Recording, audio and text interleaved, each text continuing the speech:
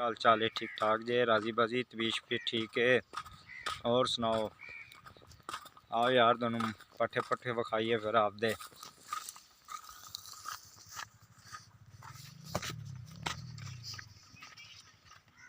ये असी बीजा जी राया ते विच काली गोभी ते सरों।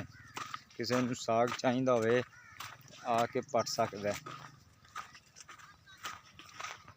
मूलियां भी खड़ियां ने, किसी नूं मूलियां चाहिदियां होण तां।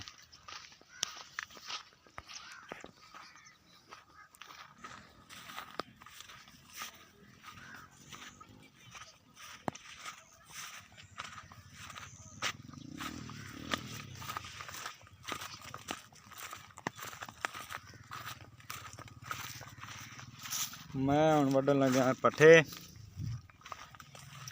ते फिर पट्ठे वड्ड के बाद च वीडियो।